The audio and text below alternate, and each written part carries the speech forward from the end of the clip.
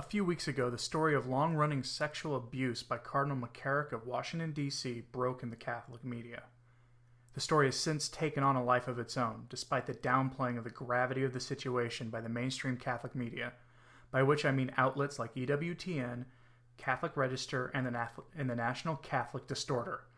Much of the reporting on this goes to the oft-maligned churchmilitant.com, who has been reporting on the degenerate crimes of Cardinal McCarrick for literally years, and to which the journalists at that website were called all manner of names, running the gamut of crazy right-wing extremists to alt-right. While that outlet and the others reporting on it all have an easy-to-see ideological bent, they have been vigilant in reporting on this story for a very long time. Let's dive into this. To recap, in late June of 2018, Pope Francis accepted the resignation of Cardinal McCarrick from his various posts. This followed his removal from public ministry on June 20th by the Holy See, after a review board from the Archdiocese of New York found an allegation credible and substantiated that he had sexually abused a 16-year-old altar boy while he was a priest in New York. There were two alleged incidents at St. Patrick's Cathedral, one in 1971 and the other the following year. McCarrick denied the charges but submitted to the directives of the Holy See. On that same day, June 20th, Cardinal Tobin of Newark, New Jersey, stated that during McCarrick's time serving in Jersey that there had been accusations of sexual misconduct with 3 adult men, and 2 of those alleged incidents had been settled with confidential financial payouts.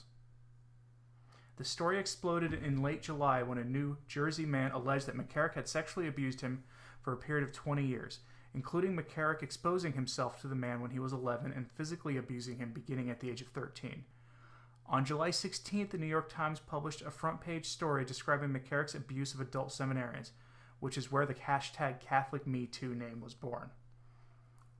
On July 27th, 2018, Pope Francis ordered McCarrick to observe a life of prayer and penance in seclusion, end quote, and accepted his resignation from the College of Cardinals, making McCarrick the first cardinal to resign from the College of Cardinals since 1927. McCarrick is the first to resign over sexual abuse allegations. He has yet to be laicized. The bishops and cardinals have remained surprisingly quiet, offering carefully scripted statements of shock and outrage over this behavior. Brace yourself and watch.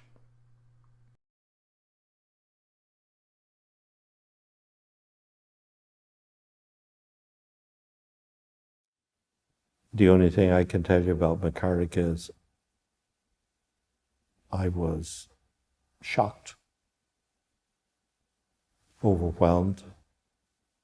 I never heard any of this before. When the 6 years I was there with him, I didn't know Cardinal McCarrick prior to his coming to Washington, D.C. I was a priest of Washington, D.C.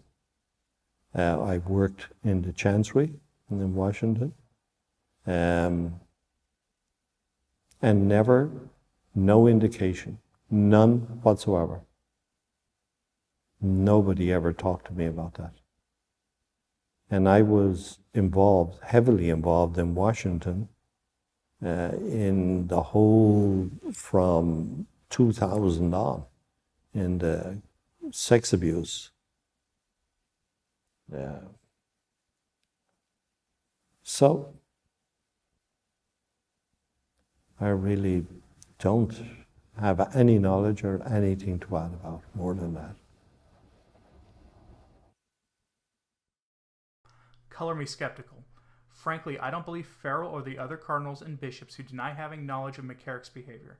One reason is that McCarrick's behavior was well known to seminarians. According to a piece by a seminarian that was published on churchmilitant.com titled Seminarian, We Knew About Cardinal McCarrick, I will never forget what happened in May of 1993 when the then Archbishop of Newark, Theodore McCarrick, visited my home parish to preside at a special mass. I had just graduated from college, and given that I was planning to enroll in the seminary later that year, my pastor decided to showcase me by assigning me as lector for the ceremony. The Archbishop arrived, we met, and after Mass we had another brief discussion before he departed. I asked one of our priests how he thought things went. "I can see that he really liked you," he said.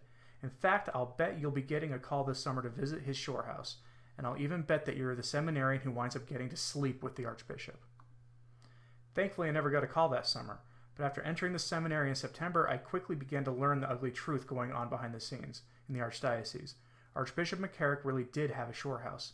He really did invite seminarians to go down on weekends, and he always invited just enough seminarians so that one of them would be forced to sleep with him in his bed.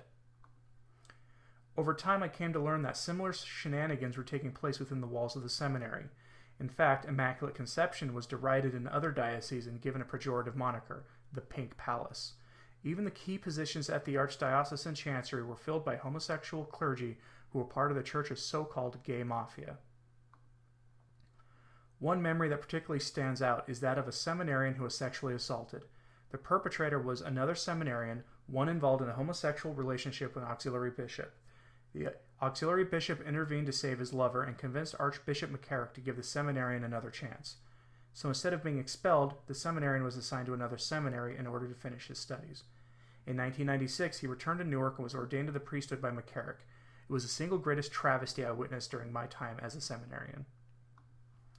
Another reason for skepticism is the curious case of Cardinal Farrell, who was elevated to the office of Cardinal Archbishop by Pope Francis in 2016. Farrell served in high office in the Vatican and was mentored by McCarrick and was his roommate when he was McCarrick's auxiliary bishop in Washington, D.C. during periods that McCarrick is said to have committed sexual abuse against seminarians.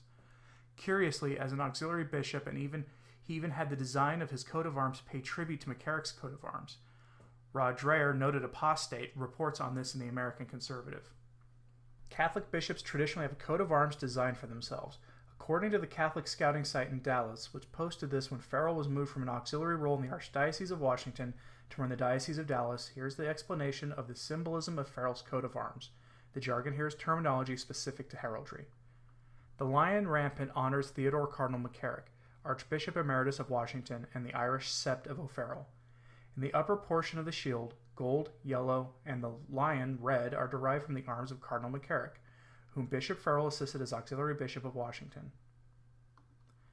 What did Cardinal Farrell know about Cardinal McCarrick's past? Was he as shocked as everybody else to learn all about his mentor and patron? I can't see how Cardinal Farrell, given his closeness to McCarrick and his key role directing the Family Policy Office for the Vatican, can avoid addressing these questions directly. Next, we have the reports from priests given directly to churchmilitant.com. Here's one such report. It was the feigned ignorance and shock of Cardinal Kevin Farrell that finally caused my confidence in the American hierarchy to completely collapse. Arriving in Rome at the North American College towards the close of Benedict's papacy, the homosexual priest scandal seemed a distant memory. From my perspective, a new generation of bishops had corrected course and cleaned out the perverts. Even if the media spotlight and financial setbacks were the motivation, at least the work was done. How wrong I was. Cardinal McCarrick had, thankfully, been largely sidelined as a major Episcopal player by this point in his career.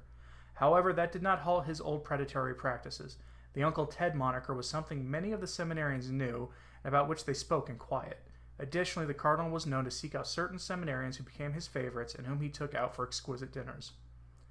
In particular, there was an effeminate classmate from Louisiana and a youthful, naive seminarian from Long Island who would brag about the dinners they enjoyed with McCarrick. These men had nothing to do with any of the Cardinal's current or previous dioceses.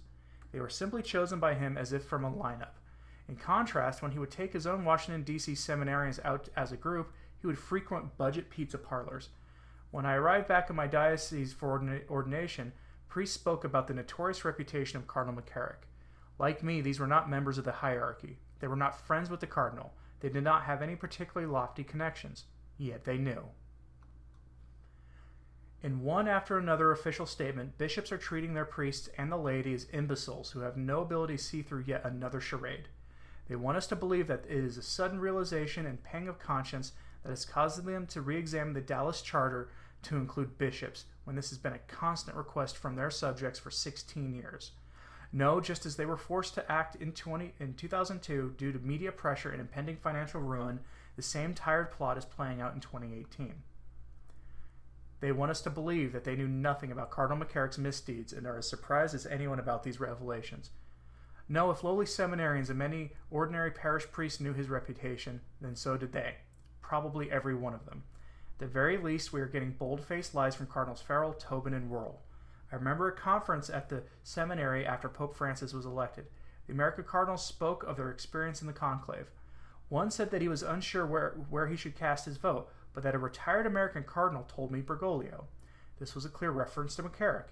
He truly stacked the deck in his favor. I pray the hierarchy can see past their own self-interest and truly reform their ranks. While I have confidence that Christ will act to save his bride, however, I have placed no hope in our weak and ineffectual episcopacy. So the seminarians knew, the priests knew, but the bishops didn't? Do they think we're idiots? The bishops absolutely knew, and they are trying to cover up this crisis and move on as if nothing happened. They're even offering to investigate themselves, which is laughable. Imagine if the president offered to investigate himself over some political scandal. Yet the bishop acts as if we are all too stupid to put the pieces together. So the question that comes to mind is this: how high up does this really go? The secular courts in Pennsylvania are going to release documents related to clerical sex abuse in that state in the coming days, and is expected to point the finger directly at Cardinal Wuerl, one of the most powerful men in the Church in America and a close confidant of Cardinal McCarrick. And then there are two other inconvenient facts. One, Cardinal McCarrick lobbied for the election of Pope Francis in 2015 in direct violation of canon law, a fact that might invalidate the conclave, which is something I will report on later. And two, Cardinal McCarrick is the founder of the Papal Foundation, which raises millions of dollars for the office of the Holy Father to support his missions every single year. The faithful need to be wary because this rot of homo heresy may go all the way to the top of the church. Stay tuned for more as it develops. Things are only getting more and more interesting. Thank you for listening. If you liked this video, please like and subscribe. You can follow me on social media with links in the description. Dominus Vobiscum.